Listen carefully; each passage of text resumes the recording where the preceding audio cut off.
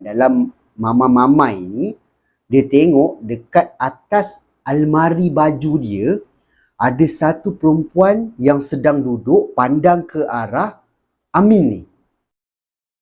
Dekat tangga ni, dia terdengar ada suara tapak kaki yang menuruni tangga.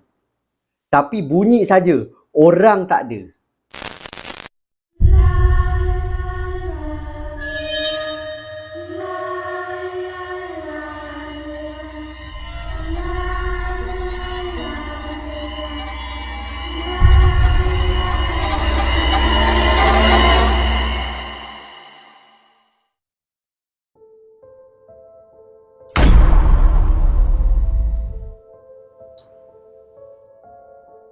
Assalamualaikum dan salam sejahtera. Kita bertemu lagi di dalam channel Sembang Kopi. Channel yang akan mengetengahkan kisah-kisah seram yang menarik untuk anda dengarkan. Terima kasih diucapkan kepada anda semua yang dah pun subscribe dan terus menyokong channel aku. Yang mana korang semua yang baru je sampai ke Sembang Kopi pun, aku nak ucapkan selamat datang. Aku doakan korang semua yang menonton video ni dipermudahkan segala urusan korang semua dan dimurahkan rezeki yang barokah. Untuk kisah seram kita pada video kali ini, seperti biasa, aku akan storykan dekat korang beberapa kisah seram yang dikirimkan kepada aku dan pada aku menarik untuk kita dengarkan. Suka aku ingatkan, jangan terlalu percaya dengan kisah-kisah seram yang diketengahkan. Anggap sajalah kisah-kisah ini adalah satu hiburan semata-mata. Jadi jangan buang masa lagi. Get your coffee. Jom, aku story.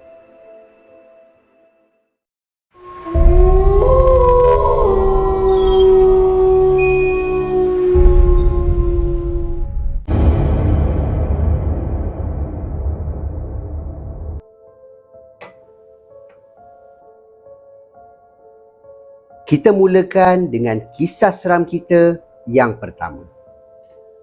Bermula dengan satu niat yang baik seorang kanak-kanak yang sedang belajar menabung, akhirnya menjadi trauma. Dek kerana berpunca daripada satu perbuatan khianat manusia. Kisah ini diceritakan oleh seorang pengirim kita yang bernama Kak Nora. Kak Nora ni, dia ni tinggal di satu kawasan yang kita kenali sebagai Dungun di Terengganu. Dan Kak Nora ni ingin berkongsi satu pengalaman seram dia yang mana seluruh ahli keluarga dia diganggu oleh satu entiti wanita berambut panjang yang berlega-lega di dalam rumah. Kisah dia bermula begini. Kak Nora ni pada mulanya dia ada belikan anak dia tahu satu tabung aluminium yang kecil ni tu kan, dengan harapan anak dia belajar menabung. Setiap kali balik daripada sekolah, anak dia akan masukkan duit 10 sen ke, 20 sen ke, 50 sen ke, tak kisahlah kan. Janji hari-hari dia masukkan duit. Jadi hampir setiap hari anak dia ni pulang daripada sekolah, anak dia tak nyatakan nama dalam email. So aku gelar dia sebagai Amin lah Amin ni setiap kali dia balik daripada sekolah, dia akan tunjuk duit tau dekat mak dia lah, yang mana ibu ada duit lebih, duit sekolah kan. Jadi adalah 20 sen. Nanti dia akan lari naik atas, pergi dekat bilik dia, dia akan masukkan dekat dalam tabung. Kak Nora ni tengok je tau. So Kak Nora ni macam happy lah bila dia buat benda tu hari-hari. Lama kelamaan duit tu makin banyak kan. Jadi kalau si Amin ni nak beli apa-apa, adalah duit. Macam tu, dia ajar anak dia macam tu. Sampailah satu hari Kak Nora kata, benda ni orang kata berlarutan lah. Hari-hari anak dia akan tunjuk duit. Kadang-kadang 50 sen, kadang-kadang 20 sen macam tu. Tapi ada satu hari ni, Kak Nora ni sedang berada di dapur untuk masak masakan untuk makan tengah hari. Jadi bila si Amin ni balik, dia tengok mak dia dekat dapur, dia teruslah lari naik atas kan, masukkan duit. Jadi Kak Nora ni macam, Amin dah balik. Dia pun lari lah, dia pun jalan pelan-pelan naik tangga, tengok anak dia masukkan duit. Tapi kali ni anak dia masukkan duit agak banyak tau. Macam lebih daripada RM1. Macam masukkan. Jadi Kak Nora ni pelik lah sebab dia bagi anak dia duit sekolah RM3. Jadi anak dia bila beli makanan apa semua, mestilah ada tinggal berapa sen je kan. Ni duit dia macam banyak tau. So Kak Nora tanyalah anak dia, si Amin ni, bila Amin ni turun daripada atas lah. Dia pun cakap, "Min, ibu tengok duit awak banyak tadi. Mana awak dapat duit?" Dia cakap macam tu.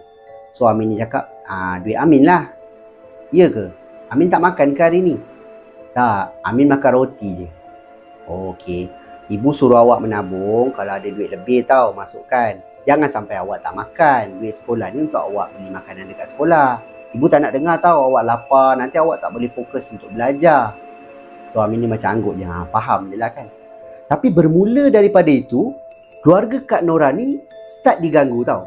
Di mana ada satu malam ni, Kak Nora ni dengan suami dia sedang menonton TV bersama dengan anak dia si Amin ni.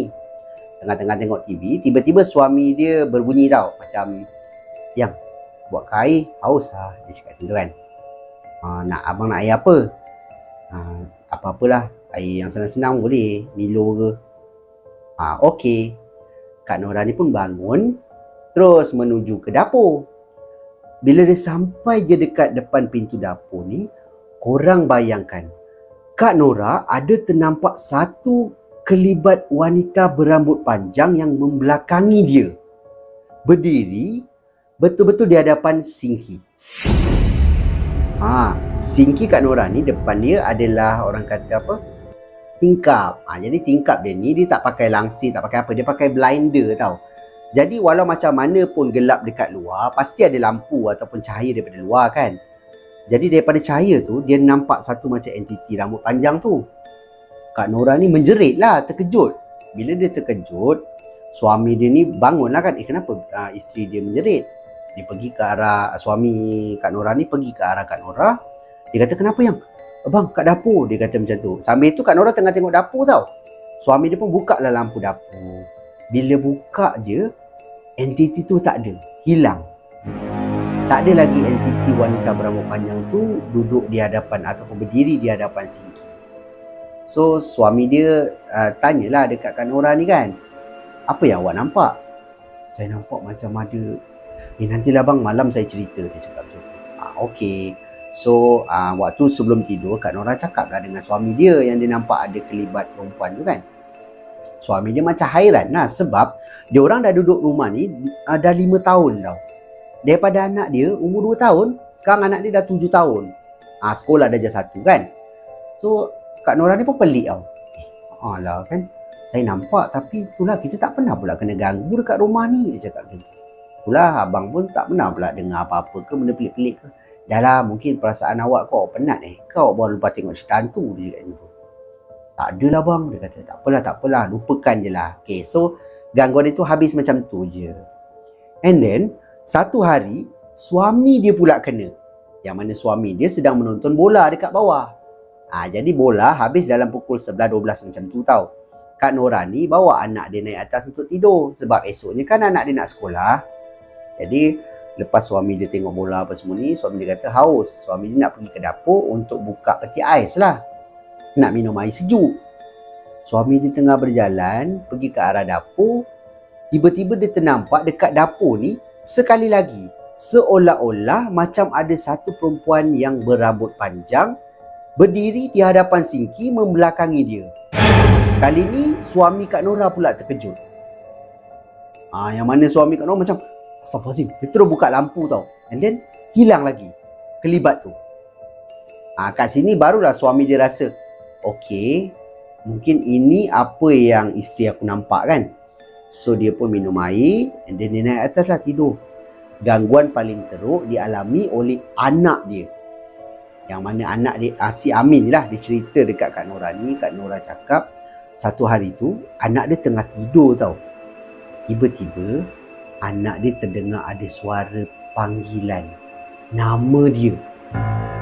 Yang mana suara tu aku tak pasti lah macam mana. Kak Nora pun tak pasti anak dia cerita kan.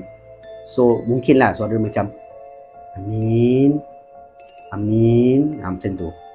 So anak dia terbangun lah, macam terbangun tu kan. Dalam mamai ni, dia tengok dekat atas almari baju dia ada satu perempuan yang sedang duduk pandang ke arah Amin ni. Menyebabkan Amin ni menangis lah kan. Menangis ketakutan. Kak Nora dibangun, Kak Nora pun pergilah ke arah Amin ni. Peluk Amin ni, tenangkan dia apa semua. Dan malam tu Amin tu tidur dengan Kak Nora tau. Sebab Amin ni cakap dia nampak hantu lah apalah. Kak Nora dia macam tak boleh nak menidakkan benda tu sebab dia pun nampak. Jadi bila dia tanya anak dia cakap ada benda duduk atas almari dia. Yang peliknya, lemari anak dia ni lemari kain tau. Bukan lemari kayu. Jadi lemari kain kalau budak duduk pun mestilah jatuh kan. Ataupun yelah benda tu tak kuat. Korang bayangkan. Selepas ada beberapa lagi gangguan, suami dia dekat bilik air tengah basuh tangan kat sinki. Depan sinki ni ada satu, orang kata cermin kecil lah yang diorang letak kan untuk gosok gigi ke apa ke. Suami Kak Nora ni dia nampak di belakang dia dekat bahagian shower ni ada satu kelibat perempuan yang tadi aku cakap tadi. Tapi tadi kat dapur. Ini dekat belakang dia. Jadi bila suami Kak Nora pusing belakang, benda tu hilang. Tak ada. Jadi bila gangguan tu dah menjadi semakin teruk, suami Kak Nora ni dia ambil inisiatif lah untuk cari orang yang pandai. Tapi kebetulan rakan sekerja suami dia ni jenis orang yang mungkin boleh lah kot rukiah rumah ke apa ke. Jadi kawan dia lah datang. Bila kawan dia tu datang, dia kata rumah ni okey je, tapi aku tak tahu kenapa aku rasa panas di bahagian atas. Bahagian atas rumah dia ni. Jadi kawan suami Kak Nora ni pun naiklah ke atas. Waktu tu suami Kak Nora dekat bawah tau. Jadi bila dia naik atas, tiba-tiba diorang dengar ada suara macam orang baca surah. Surah-surah rukiah lah kot. Jadi tengah baca-baca kan, dekat atas bunyi macam benda mengamuk tau. Benda jatuh lah, apalah, macam tengah bersepah. Jadi suami Kak Nora ni rasa macam nak rukiah-rukiah je lah kan. Tak payahlah nak sampai nak berkecahkan bahagian atas rumah. Suami Kak Nora ni lari naik ke atas. Mengejutkan apabila kawan suami Kak Nora ni dia tak masuk bilik pun. Dia hanya berdiri di hall tau. Dia dekat bahagian atas rumah Kak Nora ni ada satu hall kecil sebelum masuk ke bilik-bilik. Dia hanya berdiri di situ dan baca ayat-ayat rukiah tu. Bunyi tu berada di bilik anak dia. Bunyi bersepah tu, jatuh apa semua, gerung-gerung kan. Jadi suami Kak Nora ni tanyalah kawan dia, apa ada dalam bilik tu? Nanti kawan dia kata. Kawan dia pun baca sampai bunyi tu berhenti. Diorang sama-sama buka pintu bilik anak dia. Bilik anak dia bersepah lah, macam kena pecah rumah. Korang bayangkan, barang-barang jatuh apa semua kan. And then kawan suami Kak Nora ni pun baca, tiba-tiba dia dapat rasa tau, dekat tabung anak Kak Nora ni. Dia pun ambil tabung ni, dia bawa keluar rumah. Diorang satu keluarga ni macam kebingungan tau. Kenapa ambil tabung anak dia? Kan nak buat apa? Kawan suami Kak Nora ni pun buka tabung tu, curahkan semua duit shilling yang ada. Waktu tu duit shilling tak adalah banyak sangat pun. Jadi curahkan dekat atas tanah di depan rumah Kak Nora ni. Kawan dia baca ayat kan, kawan dia curah dekat atas duit shilling ni. Korang bayangkan ada beberapa duit shilling yang berasap seolah-olah macam kita simbah asid pada satu-satu barang. Kan asid kan, bila kita simbah berasap kan. Itulah yang diorang nampak. Lagi diorang macam pelik tau. Macam mana duit shilling ni boleh berasap kan? Sedangkan air je yang kawan dia curah tu. And then kawan dia ambil yang mana shilling yang okey, kawan dia ambil. Tu bagi balik pada Kak Nora lah, ataupun pada suami Kak Nora ni. Jadi diorang pun duduk selepas itu bincang apa semua. Dia kata, aku dapat rasa tau, ada salah satu daripada mungkinlah kejiranan kau ni macam buat sesuatu benda lah, macam khianat lah dekat keluarga Kak Nora ni. Jadi Kak Nora ni terdetik ting dalam hati dia. Yang mana anak tabung tu tabung anak dia kan. Jadi dia pun tanyalah anak dia, Amin, ibu nak tanya dengan awak jawab betul-betul. Sebenarnya duit yang hari tu banyak-banyak tu awak dapat dekat mana? Awak curi Dia cakap macam tu. So Amin ni cakap, tak bu, tak, sumpah, adik tak, abang tak curi. Dia cakap macam tu. Habis tu Amin dapat dari mana? Amin ni pun cerita, sebenarnya waktu dia balik sekolah, dekat tangan dia ada 1 shilling je, macam mungkin 20 sen ke macam tu. Tiba-tiba sampai depan rumah, dia nampak depan rumah dia ada shilling yang bertaburan. Ada shilling yang bertaburan di hadapan rumah. So anak dia memang waktu tu tengah nak menabung kan. So dia pun ambil duit shilling tu, kutip. Tu yang dia bawa masuk dalam tabung. Kat situ barulah kawannya suami Kak Nora ni kata, memang shilling ni boleh dijadikan satu medium tau. Untuk macam mungkin nak buat ni lah, macam sihir ke apalah. Tabur, kalau kita sentuh nanti kita kena. Macam tu lah. Tapi sekarang ni anak dia yang pegang. Anak dia masuk dalam tabung kan. So lepas daripada tu kesian lah Kak Nora kata, anak dia jadi trauma tau. Sebab apa? Anak dia balik dari sekolah, anak dia akan simpan duit RM1 kertas tau. Bila Kak Nora kata, kenapa tak makan? Dia kata dia tak nak simpan duit shilling. Duit shilling besi tu dia tak nak simpan. Dia kata ada hantu. Sampai tahap macam tu.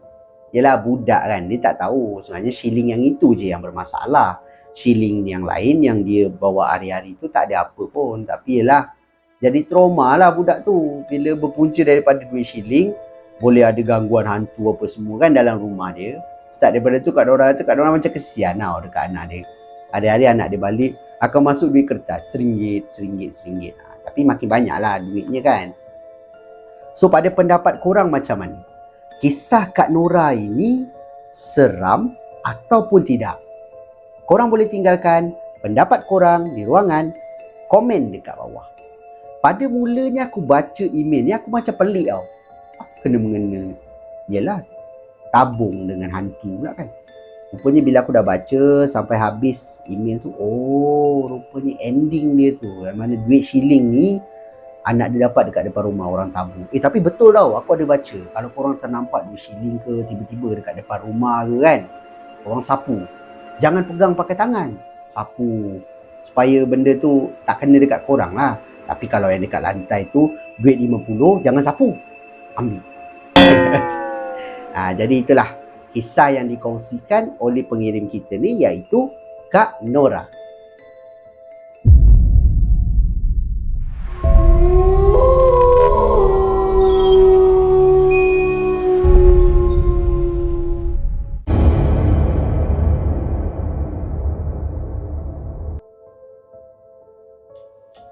Kita beralih pula ke kisah seram kita yang kedua. Bermula dengan sekumpulan pelajar universiti yang ingin mencipta satu kenangan manis bersama buat kali terakhir, berakhir dengan satu pengalaman seram yang mereka semua tak dapat lupakan. Yang mana kisah ini dikongsikan oleh seorang pengirim kita yang bernama Iqmal. Yang mana Iqmal ni bagi tahu di dalam email, dia ni tinggal di Wangsa Maju dekat KL tau. Dan dia ni bekas pelajar di UiTM Shah Alam. Dia waktu ni, dia ni dah habis belajar dah pun, dah habis intern apa semua. Dan kemudian ada salah seorang daripada kawan dia ajaklah jumpa kan, jumpa untuk keluar pergi makan lah. Jadi diorang pergi waktu tu semua sekali 8 orang. 8 orang ni memang antara kawan baik lah waktu diorang dekat college. Ada yang satu kos, ada yang satu asrama. Jadi 8 orang ni memang akrab lah. So bila diorang dah berjumpa ni, diorang pun makan-makan, nak minum kan, nak hang out, happy-happy. Tiba-tiba salah seorang daripada kawan si Iqmal ni bersuara. Yang mana diorang cakap, "Weh, jom kita keluar nak buat kali terakhir. Lepas ni mungkin semua dah kerja jauh-jauh kan. Dan bila dah start kerja, masa dah macam kurang lah kan. Nanti kan ada yang dah kahwin, jadi kita susah tau nak keluar sekali. Apa kata kita plan lah keluar sekali kan." So kawan-kawan Iqmal ni mulalah keluarkan orang kata idea lah. Ada yang kata nak pergi Penang lah, ada yang kata nak pergi pulau lah, macam-macam. Tapi ada salah seorang daripada kawan Iqmal ni, dia bersuara, dia cakap, apa kata kalau kita pergi berkemah? Dia cakap macam tu. Semua macam terdiam tau. Berkemah? Kau biar betul, dia cakap. Jomlah kita pergi berkemah. Pergi Penang, pergi ni tempat-tempat ni semua dah biasa lah. Baik kita pergi berkemah, kita-kita je. Happy-happy kan, diorang-diorang je lah. So semua macam sebulat suara tau. Macam syok juga. Tapi kat mana? Aku tahu satu tempat. Yang mana tempat ni korang boleh mancing. Dalam masa yang sama kau boleh mandi. Di kawasan air terjun. On lah, macam best kan. So diorang pun macam okey. Plan, set tarikh dan sebagainya.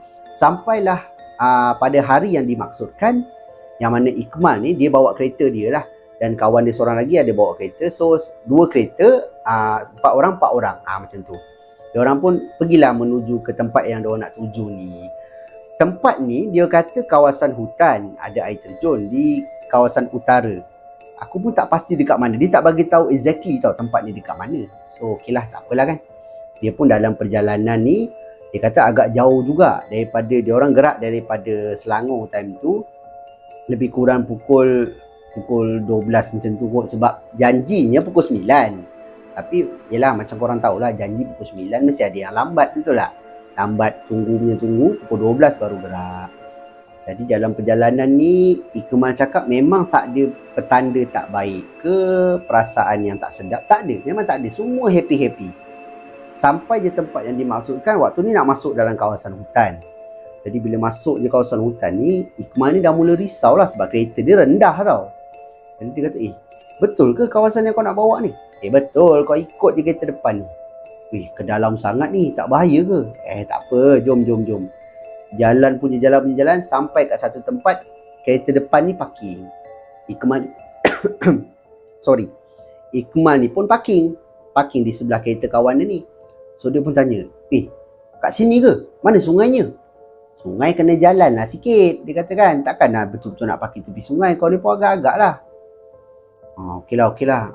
Tapi kereta parking sini ke? Tak bahaya. Alah, lock lah. Habis tu kau nak parking kat mana? Kau ingat ada guard sini ke nak jaga kereta, cakap kan? Okeylah, fine lah. Dia orang pun kunci lah, lock steering, kunci kereta apa semua kan.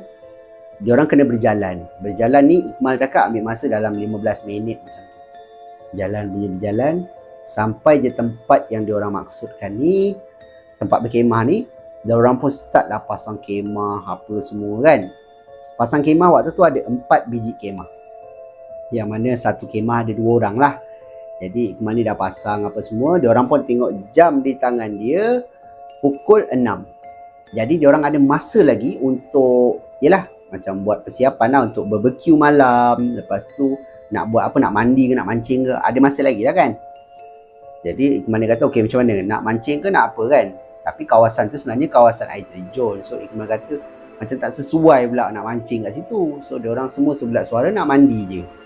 Diorang pun mandi. Diorang tengok jam dah pukul 7 petang.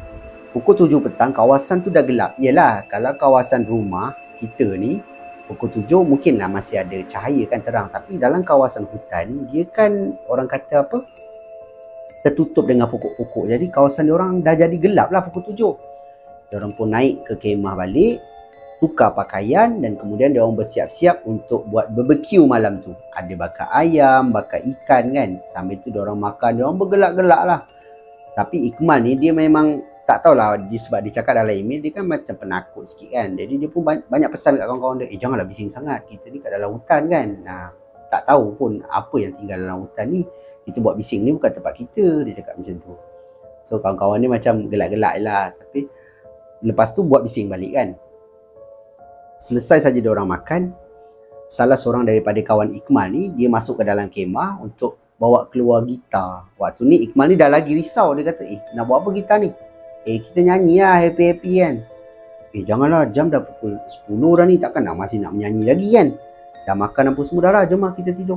Relax lu, awal lagi. Diorang pun menyanyi apa semua. Ikmal ni duduk tepi je tau. Ikmal ni tak berapa campur lah, sebab dia kata dia dah, yelah hutan, kita tak boleh buat macam tempat kita kan, dia cakap. So diorang pun menyanyi apa semua sampai pukul 11 lebih, dekat pukul 12.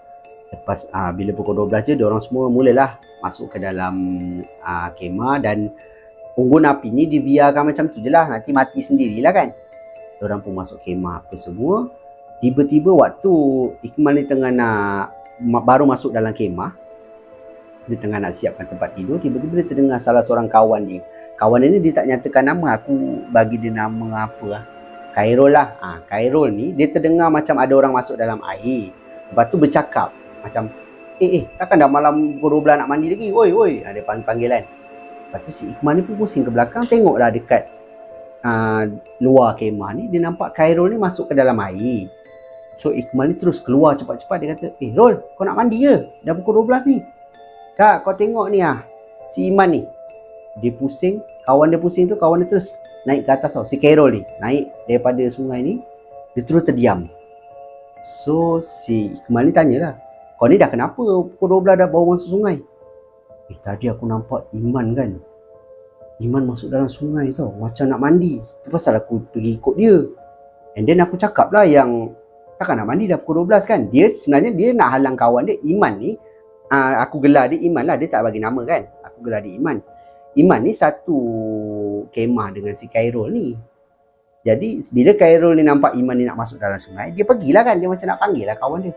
Rupanya si Iman ni ada dekat dalam kemah. Sebab waktu Khairul ni pandang balik, benda tu dah tak ada dah. Kelibat Iman tu dah tak ada. Dan tiba-tiba Iman tu macam jengah daripada dalam kemah. Kat situ Khairul ni dah mula muka dah mula lain kan, sebab dia nampak Iman ada dekat dalam air sedangkan tak ada orang pun. So kat sini yang kawan-kawan yang lain pun dah mula macam terdiam lah. Okey, tak apa.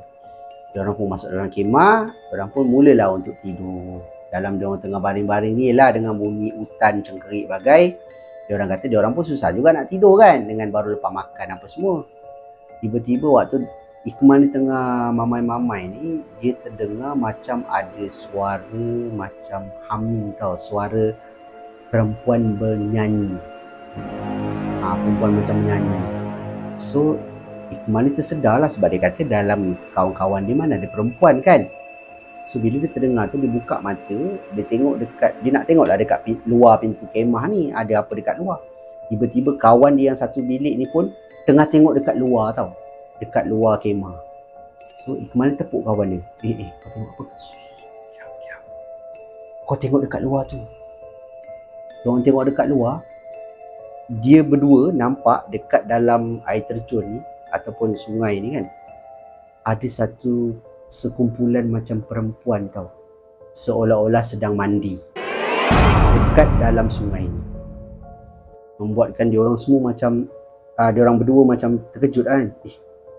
Siapa dua ni? Diorang dah risau lah, sebab yelah diorang dalam hutan ni, diorang 8 orang je. So perempuan-perempuan ni siapa kan? Dan tentu-tentu bukan manusia. So dalam tengah-tengah dia tengok ni, tiba-tiba dia terdengar tau, daripada kemah sebelah, mungkin kawan dia lah kot. Suara daripada kemah kawan dia ni macam ni tau. Kau tengok apa? Macam tu. Kuat tau. So bila si Ikmal ni dengar, dia kata mungkin kawan dia yang sebelah baru bangun tidur ke, nampak ada kawan dia seorang lagi tengok kat luar ke apa. Dia pun tanya kawan dia tapi kuat nadanya. Dia kata, kau tengok apa? Tiba-tiba perempuan ni berhenti tau, buat apa yang dia buat. Sekumpulan perempuan ni. Dan dia pandang ke arah kemah. Korang bayangkan.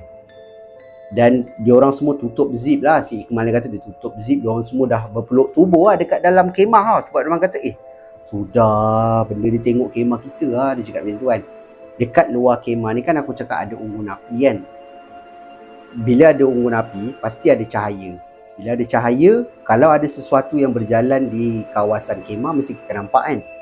So Ikmal cakap apa yang dia nampak adalah sekumpulan macam perempuan tadi, kelibat perempuan tu berjalan keliling kemah. Diorang ni, empat kemah ni, macam diorang berjalan tau keliling. Lepas tu diorang dengar ada suara ketawa. Hihihihi, ramai-ramai. Korang bayangkan. Ramai siapa?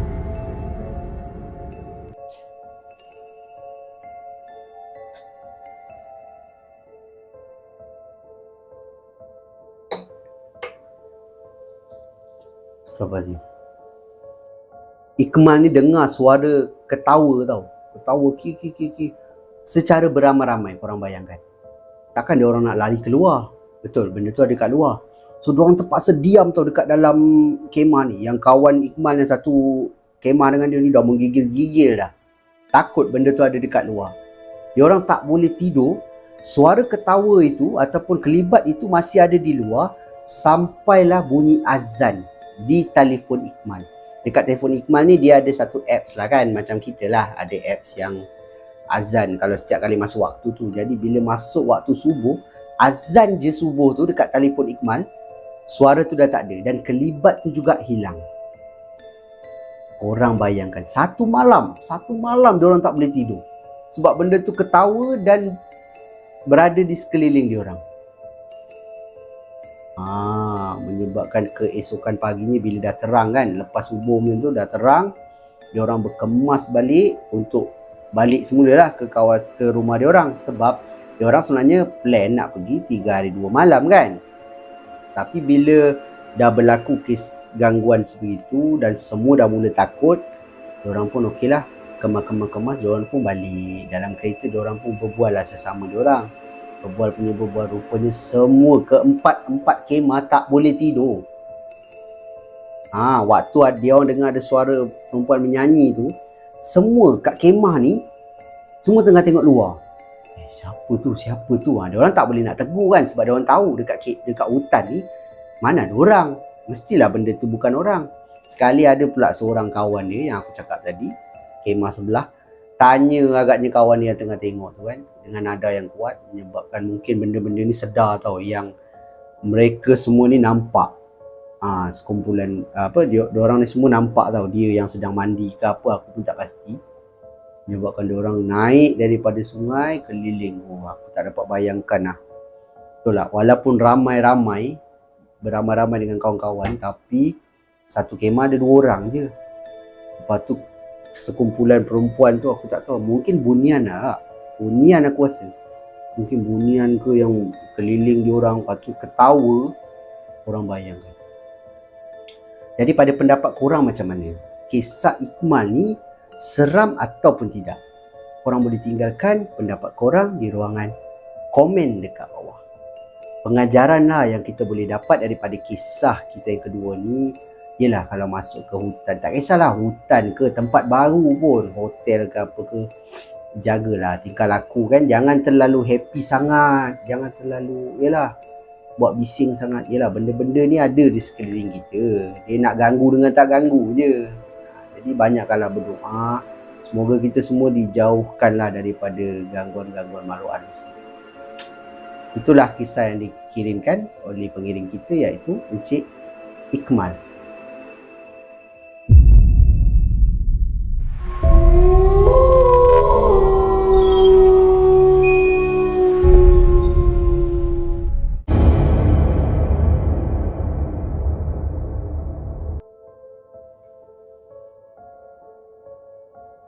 Kita beralih pula ke kisah seram kita yang ketiga.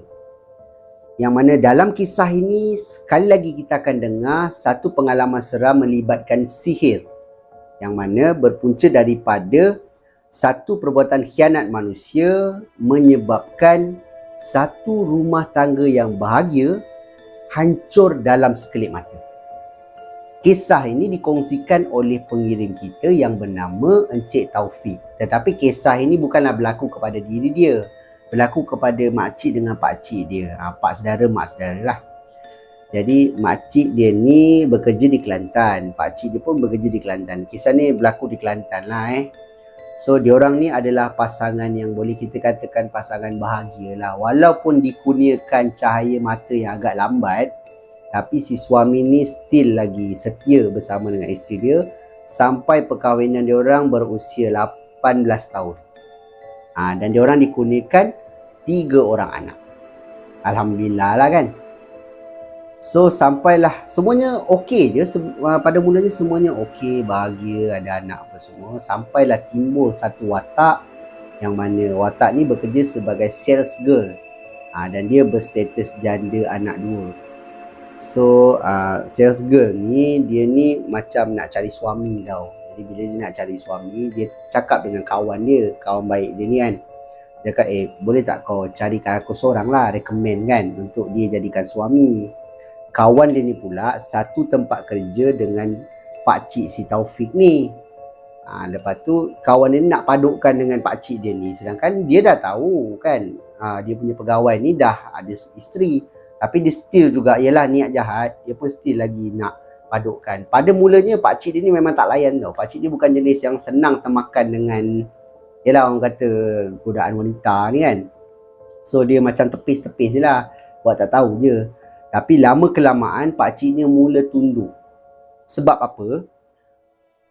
Kawan kepada si sales girl ni, dia selalu tahu bagi air lah apa semua dekat pakcik si Taufik ni. Dan dalam air tu pula ada ramuan sihir yang sales girl ni dapat daripada bomoh siam. Jadi makan minggu apa semua, pakcik si Taufik ni dah mula balik lambat, apa semua tahu, dia dah mula macam keluar lah dengan sales girl ni. Tapi mula-mula tak disedari oleh makciknya si Taufik ni, sebab makcik dia ni kerja badan beruniform tau. Dia tak cakap lah polis ke apa, tapi mungkin yalah badan beruniform ni kadang-kadang waktu kerja dia kan fleksibel, kadang-kadang malam, jadi dia tak perasan lah suami dia balik lambat ke apa kan. Sampai satu masa suami dia ni berkahwin dengan si sales girl ni. Berkahwin dengan satu, orang kata macam sindiket lah dekat Tanah Merah.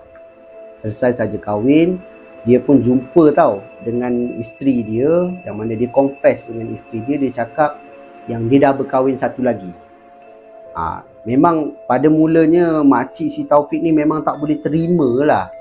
Memang tak boleh terima kenyataan kan yang suami dia dah kahwin. Sebab tak ada angin, tak ada ribut, tiba-tiba nak kahwin satu lagi, kenapa kan?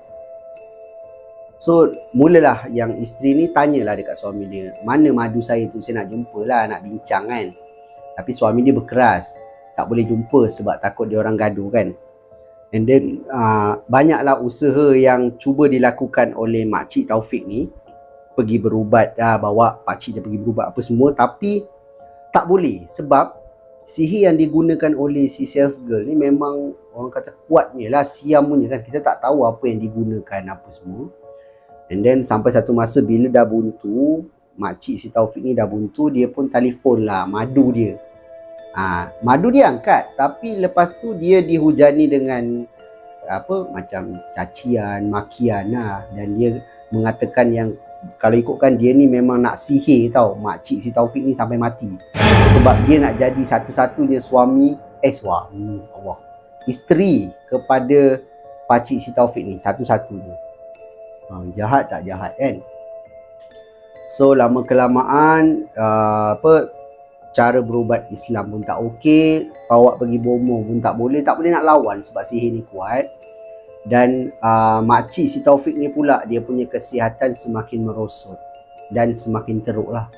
Teruk sampai kan satu masa isteri ataupun makcik Taufik ni pula pergi berubat, tapi still tak boleh baik sebab si sales girl ni makin tambah lagi sihir. Dan dia siap hantar pelesit lagi untuk orang kata apa, menakutkan si madu dia ni dengan anak-anak dia yang 3 orang. Jadi lama kelamaan bila dah semakin teruk keadaan makcik si Taufik ni, pada satu hari tu dia tengah bawa kereta dan tiba-tiba dia pengsan dalam dia tengah bawa kereta ni, menyebabkan dia kemalangan dan kemudian dia dimasukkan ke dalam hospital ward ICU. Cuba diselamatkan tapi tak berjaya. Selang beberapa hari dia meninggal dunia dan menyebabkan anak-anak dia terbiarlah kan, 3 orang ni kesian. So tapi bukan sampai situ je dia punya kisah ni, yang mana selang beberapa bulan lepas tu suami dia pula meninggal dunia. Yang mana dia tadi, si makcik Taufik ni meninggal. Doktor kata sebab ada keracunan dalam darah. Yang suami dia ni pula meninggal juga sebab mungkin termakan banyak benda-benda kotor kan. Daripada sihir apa semua. Kita tak tahulah dia guna mungkin nasi kangkang ke apa yang si sales girl ni buat kan. Sampaikan pakcik dia pula sakit dan kemudian pakcik dia pula meninggal dunia. Menyebabkan sales girl ni tinggal seorang lah. Dan yang jahatnya sales girl ni, dia pun jual lah harta sepencarian makcik dengan pakcik Taufik ni. Dia jual apa semua dan dia jadi senang lah atas apa yang dia buat tu, khianat dia tu kan pada orang tu. Akhirnya dia jadi senang. Tapi tidak berakhir dengan keseronokan. Selang beberapa tahun si sales girl ni pula meninggal akibat sakit teruk. Dia pun Taufik tak bagi tahulah sakit apa, cuma dia kata sebab sakit teruk. Tapi sebelum dia meninggal memang seksa lah banyaklah benda-benda yang nak kena buat sebelum dia meninggal. Susah, dia nak meninggal tu susah lah senang cerita. Dan dalam kisah ini ada 3 watak. Sales girl ni, suami pakcik dengan makcik si Taufik ni, ada 3 ni, ketiga-tiganya meninggal dunia lah. Dan boleh kita katakan satu kisah yang agak tragis lah, yang mana disebabkan satu watak orang ketiga ni. Aku tak salahkan suami ataupun pakcik Taufik ni lah, sebab dia kahwin satu lagi pun selepas dia disihir. Mana itu bukan atas kerelaan dia lah. Dia disihir dan kemudian dia macam yelah, mungkin ilmu penunduk ke apa kan. Dan Taufik ni juga bagi tahu yang sales girl ni dia siap buat sihir pemisah tau. Yang mana bila pakcik Taufik ni balik ke rumah makcik dia ni, dia tak ada nafsu dekat isteri dia. Dia tak boleh bersama dah dengan isteri dia. Dia kata isteri dia buruk lah, muka macam orang tua lah, macam tu. Tapi bila dengan isteri baru dia okey je, yalah dia yang buat sihir kan. Dia semuanya, cantik-cantik pun dia. Yang buruk semua dekat isteri pertama dia lah, iaitu makcik si Taufik ni. Dan akhirnya dia pun berakhir dengan kematian. Yalah, nak cakap lebih-lebih pun tak boleh kan, orang tu pun dah meninggal. Tapi itulah, anggaplah kisah ini satu hiburan, jangan terlalu percaya. Aku pun tak adalah terlalu percaya, tapi pada aku kisah ni mungkin bukan kisah yang menakutkan ke seperti kisah-kisah yang lain aku pernah kongsikan. Cuma pada aku nak share juga kisah ni sebab kisah ni banyak pengajaran yang kita boleh dapat lah. Di mana jangan tunjuk sangat yang kita ni bahagia apa semua. Yelah, kadang-kadang tak semua orang suka tengok kita ni happy, betul tak? Kadang-kadang ada orang tengok kita sakit tu lagi dia suka. Ada yang tengok kita happy dia sakit hati ke apa ke. Yelah, hati manusia rambut sama hitam, hati kita tak tahu kan. So itulah kisah yang dikongsikan oleh Encik Taufik. Pada pendapat korang macam mana? Aku nak kata seram ke tidak, aku tak boleh nak cakap kan. Jadi korang tinggalkan di ruangan komen dekat bawah.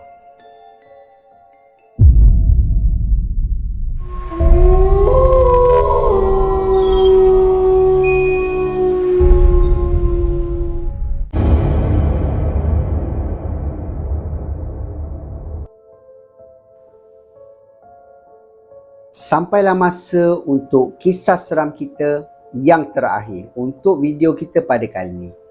Kisah yang terakhir macam biasa agak ringkas tapi pada aku sangat menarik lah.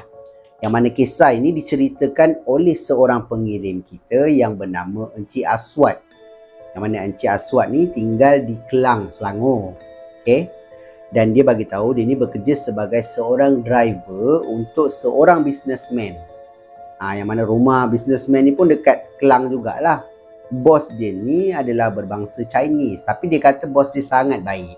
Sangat baik dengan dia, sangat baik dengan tukang kebun dia. Tukang kebun dia ni pun Melayu juga.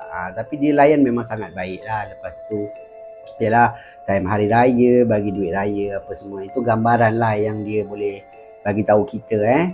Ada satu hari ni, Encik Aswad ni, dia perlu hantar bos dia ke KLIA tau.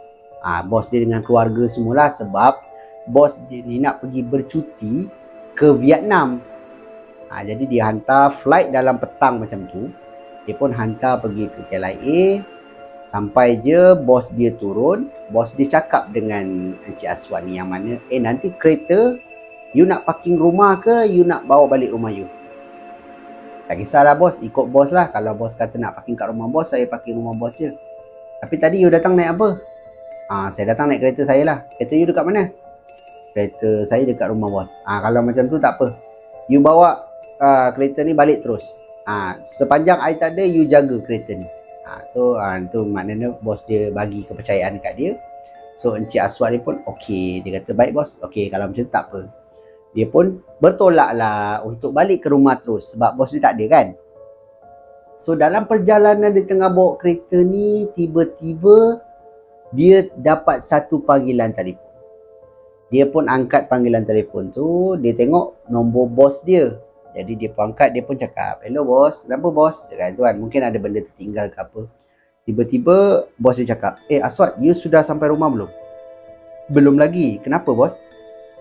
Dekat rumah ada briefcase tau, dekat dekat ruang tamu dia lah, living room dia tu ada satu beg lah, beg kerja dia. Kalau boleh, bos dia nak Encik Aswad ni hantar pergi office sebab dalam tu ada dokumen penting yang perlu staff dia dapatkan untuk staff dia buat kerja lah. So Encik Aswad kata, okay, you nak saya hantar hari ni juga ke besok? Tak kisah. Kalau you nak ambil hari ni, hantar besok pun tak apa.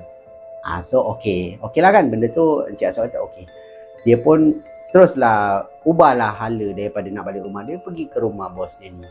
Waktu tu jam dah dekat maghrib. Bila sampai je dekat rumah bos dia ni, dia terus parking di depan pintu. Dia parking di depan pintu. Dia teruslah pergi dekat pintu masuk depan ni. Tapi Encik Aswad kata waktu tu kunci pintu depan ni dia tak ada. Jadi yang ada satu kunci tu mungkin kunci pintu tepi tau, pintu yang ada garden tu. Dia ada satu garden kan. Dia kena masuk lalu pintu situ. Tembuslah dekat ruangan makan, lepas tu pergi living room. So Encik Aswad kata okeylah, tak apalah, lalu tepi lah. Dia pun jalan lalu tepi. Tiba-tiba dekat tepi ni ada satu balkoni besar tau, menghadap ke garden ni. Jadi dia ternampak dekat balkoni ni ada aunty. Aunty tu adalah mak kepada Encik ni lah, mak kepada Encik Aswad pula. Mak kepada bos dia. Bos dia ni ada satu family waktu tu jaga mak dia kan. So dia nampak lah. Jadi Encik Aswad ni pun tanyalah dekat aunty ni, aunty, you tak ikut bos ke pergi Vietnam? Lepas tu aunty tu just tengok dia je, senyum kan. Encik Aswad macam okay, tak apalah, mungkin tak berapa dengar kot. Yelah, orang tua kan, mungkin ada masalah pendengaran ke. Encik Aswad pun masuk dalam rumah, menuju ke living room ni. Dia pun ambil beg. Waktu tu dah maghrib, aku cakap macam gelap-gelap kan. Dia pun ambil beg tu, dia nak keluar balik lalu pintu tepi. Korang bayangkan, korang bayangkan waktu dia nak keluar ni, dia terperasan dekat tengah-tengah rumah ni ada satu macam tempat sembayang tau. Tempat sembayang Cina tu. Ada satu macam para tu. Atas tu bos dia letak abu mayat lah, nenek dia ke apa ke, dia letak kat situ. Orang bayangkan ada abu ke atas tu dengan gambar aunty yang dia nampak dekat balkoni tadi. Waktu ni Encik Aswad terkejut dan baru Encik Aswad teringat yang emaknya bos dia ni dah lama mati. Masa tu dah beberapa bulan lah dah mati. Tapi waktu petang tu kenapa dia kata dia tak ingat langsung yang aunty tu dah mati tau. Dia lalu tepi tu, dia nampak aunty tu, dia siap boleh tegur lagi aunty tu. Aunty, you tak ikut ke bos kan? Aunty tu senyum je. Lepas dia nampak je gambar tu kan, dia dah mula teringat kan. Allah, aunty tu kan dah mati. Habis apa aku nampak dekat atas? Tiba-tiba dekat depan dia ni ada satu tangga untuk naik ke atas tau. Dekat tangga ni, dia terdengar ada suara tapak kaki yang menuruni tangga. Tapi bunyi saja, orang tak ada. Korang bayang. Memang weh. Aduh weh. Astagfirullahalazim. Encik Aswad ni dengar ada suara tapak kaki turun tangga, tapi kat tangga tu dia tengok tak ada orang. Menyebabkan Encik Aswad ni keluar, kunci pintu, kunci grill, terus dia berangkat balik ke rumah dia. Selang daripada tu, besoknya dia pergilah hantar beg apa semua kan. Lepas tu dia hantar kereta dia pergi rumah, dia hantar kereta bos dia balik rumah bos dia. Dia nak bawa balik kereta dia lah, sebab dia kata semalam dah halang-halang, dia boleh lah balik kan. Ini dah memang akan, kalau satu rumah dia ni tak selamat tau, nak parking kereta je lah, kereta bos dia mahal kan. So dia nak bawa lah pergi dekat rumah bos dia. Bila sampai rumah bos dia, dia nampak ada tukang kebun. And then bila dia jumpa tukang kebun ni, dia pun duduklah berbual. Sambil dia berbual isi rokok ni, dia pun buka lah cerita yang dia ternampak aunty ni. Dia nampak aunty ni dekat balkoni kan. Dia cakap dengan tukang kebun ni. And then tukang kebun ni cakap, yang mengejutkan lah jawapan tukang kebun ni kata, kau baru first time kena ke? Encik Aswad ni kata, iyalah, semalam lah first time kena. Lepas tu saya dengar pula ada benda turun tangga tapi tak ada orang. Aku dah banyak kali dah. Tukang kebun ni cakap. Tukang kebun ni kira orang tua lah, lebih tua daripada Encik Aswad ni. Tukang kebun ni cakap pernah satu kali tu dia tengah siram pokok.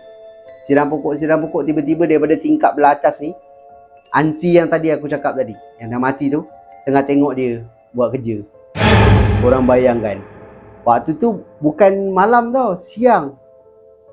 Jadi bila tukang kebun ni nampak, dia buat tak tahu je lah. Sebab dia tahu kan, anti tu dah mati dah pun. Cuma waktu tu Encik Aswad ni kata, dia tak ingat yang anti tu dah mati. Kalau dia ingat, aku rasa dia nampak tu dia patah balik dah. Dia takkan masuk rumah tu, betul tak? Tapi korang bayangkan dia dah berada di dalam rumah, tiba-tiba ada bunyi turun tangga. Lepas betul-betul lepas dia tengok gambar tu, lepas dia teringat tu, terus ada bunyi tu. Adakah benda tu tengah turun ke? Aku pun tak pasti lah. Kisah ni sangat seram lah. Pada aku kisah ni sangat seram. Walaupun dia ringkas tau, tapi dia padat tau. Dia memang betul-betul seram lah pada aku. Meremang dulu rumah aku. Pada aku masa aku baca, meremang dah. Aku cerita lagi sekali, meremang lagi sekali. Daripada pendapat korang macam mana? Kisah Encik Aswad ni seram ataupun tidak? Korang boleh tinggalkan pendapat korang di ruangan komen dekat bawah. Jadi itulah kisah yang dikongsikan oleh Encik Aswad. Jadi itu sajalah kisah seram kita untuk video kita pada kali ini. Pada pendapat korang macam mana? Dalam banyak-banyak kisah yang aku storykan kat korang ni, mana satu kisah yang paling menyeramkan? Korang boleh tinggalkan pendapat korang di ruangan komen dekat bawah. Dan yang mana korang semua yang ada kisah-kisah seram yang korang sudi berkongsi dengan aku, korang bolehlah kirimkan ke alamat email Sembang Kopi ataupun Telegram Sembang Kopi, di mana alamat email dan juga link Telegram aku dah tinggalkan siap-siap di ruangan description dekat bawah. Di kesempatan ni, terima kasih diucapkan kepada korang semua yang sudi memilih Sembang Kopi sebagai salah satu platform untuk korang dengarkan kisah-kisah seram. Dan yang mana korang semua yang tengok video aku daripada mula sampai hujung ni pun aku ucapkan ribuan terima kasih banyak-banyak. Ini salah satu cara korang tunjukkan support korang kepada aku untuk aku terus bersemangat buat video dan menyajikan kisah-kisah seram yang menarik untuk korang dengarkan. Akhir kata daripada aku, kalau korang suka dengan cara penyampaian aku, korang suka dengan kisah-kisah seram yang aku storykan kat korang, aku hargai sangat-sangat kalau korang boleh bantu aku, bantu channel aku dengan tekan butang like, butang subscribe dan juga butang loceng supaya korang takkan terlepas apa-apa video yang aku akan upload lagi lepas ni. Itu saja daripada aku. Kita jumpa lagi di video yang akan datang. Assalamualaikum.